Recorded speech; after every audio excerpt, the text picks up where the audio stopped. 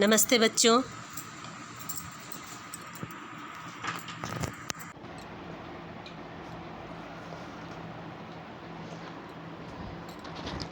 आज हम लोग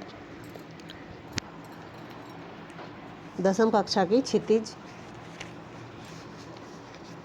पाठ्य 11 राम वृक्ष बेनीपुरी जी का बाल गोविंद भगत पढ़ने वाले हैं। राम वृक्ष बेनीपुरी जी का जन्म परिचय सन 1899 ग्राम बेनीपुरी में हुआ, जो बिहार में है। उनके माता पिता की मृत्यु बचपन में ही हो जाने के कारण उनके जीवन की आरंभिक काल अभावों और कठिनाइयों तथा संघर्षों में बीते। 10वीं कक्षा तक ही शिक्षा ग्रहण करने के पश्चात वे 1920 में राष्ट्रीय स्वाधीनता आंदोलन में सक्रिय प्रतिभागी के रूप में जुड़ गए। वे अनेक बार जेल भी गए और 15 साल की छोटी सी उम्र में ही बेनीपुरी जी ने अपने रचनाओं को गढ़ना शुरू कर दिया।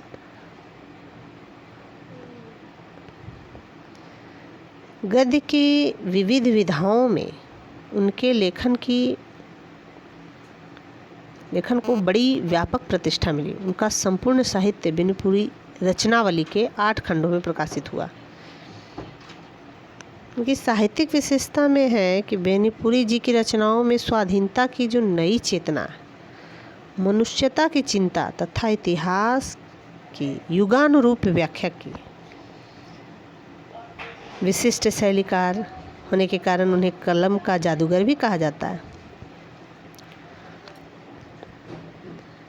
सन 1968 में उनका देहांत हो गया। बाल गोविंद भगत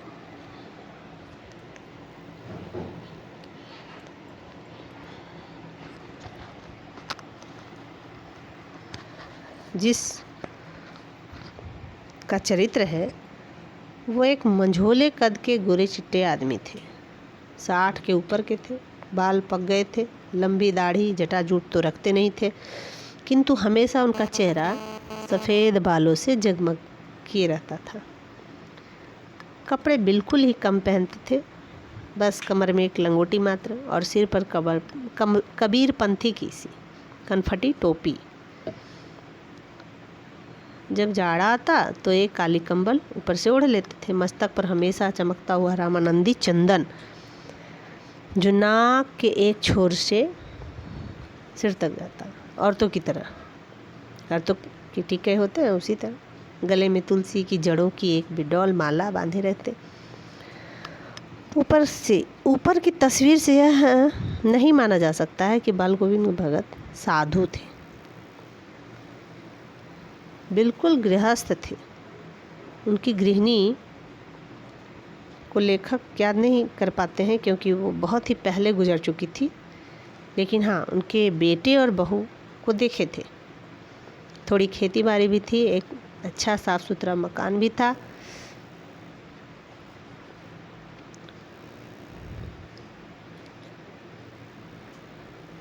परिवार भी रखते थे।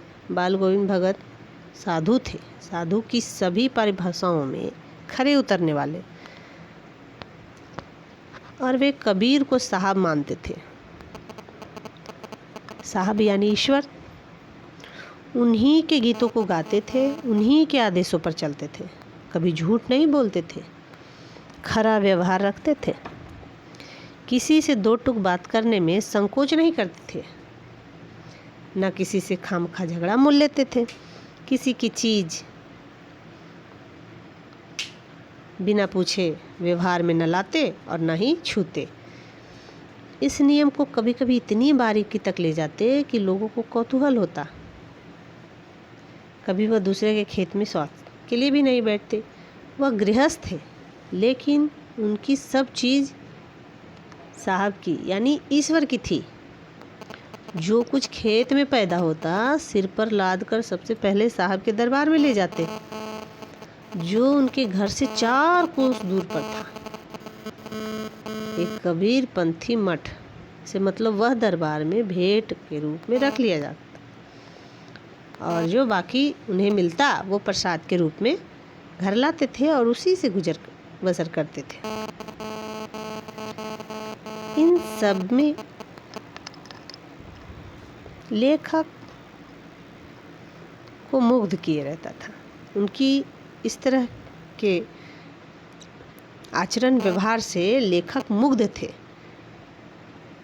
उनके मधुर गान पर तो सदा सर्वदा ही सुनने को मिलते। बहुत ही अच्छा गाते थे।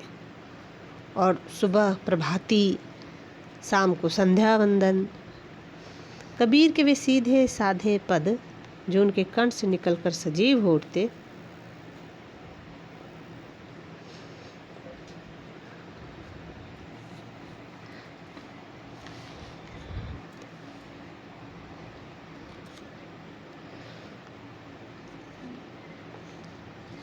भगत की संगीत आधी रात को अकस्मात ही कौंध उठने वाली बिजली की तरह लोगों को चौंका देता था। इतना अच्छा वे गाते थे। लेकिन उनके जीवन में अनेक मोड़ आए जिनमें उनका एक बेटा था, वो चल बसा। कहने में आता है उस समय भी वे भजन भक्ति में लीन थे।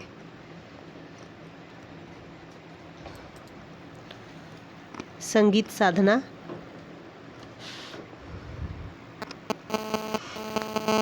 सुबह से ही उनका शुरू रहता था। कहा जाता है कि जब उनका बेटा गुजर गया तो वे रोए नहीं, बल्कि उनके सिरहाने फूल, तुलसी दल आदि रखकर चिराग जलाकर यानी दीपक जलाकर और गीत गाए। वही पुराना स्वर, वही पुरानी तल्लीनता। लेकिन बहू रो रही थी, गांव की स्त्रियां उन्हें चुप करा रही थी। लेकिन बाल गोविंद भगत गाते गाते कभी कभी पतोहों के नज़दीक भी जाते और उसे रोने के बदले उत्सव मनाने को कहते। क्यों? क्योंकि आत्मा परमात्मा के पास चली गई है। विरहिनी अपने प्रेमी से जा मिला है। भला इससे बढ़कर आनंद की बात क्या हो सकती है? तो लेखक को लगता है कि ये पागल तो नहीं है।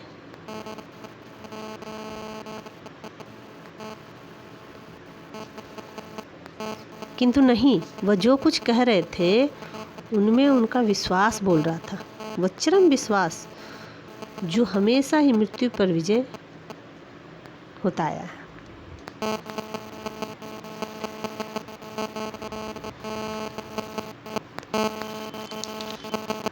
और इस तरह से वो मृत्यु को भी एक उत्सव के रूप में देखते थे और समाज के कुरीतियों पर वो कुठाघात करते हैं और करते हुए वो अपनी बहू से अपने बेटे की मुखाग्नि लाते हैं। और जब उनका पूरा अंतिम संस्कार पूर्ण हो जाता है तब अपनी बहू को ये भी आज्ञा देते हैं कि उनका दूसरा विवाह कर दिया जाए। उनकी बहू बोलती है कि आप इतने वृद्ध हैं, आपकी सेवा कौन करेगा? तो वो बोलते हैं कि हम अपनी सेवा खुद कर लेंगे। तुम्हारी जीवन काल लंबी है, इसलिए तुम्हें एक सहारे की जरूरत है।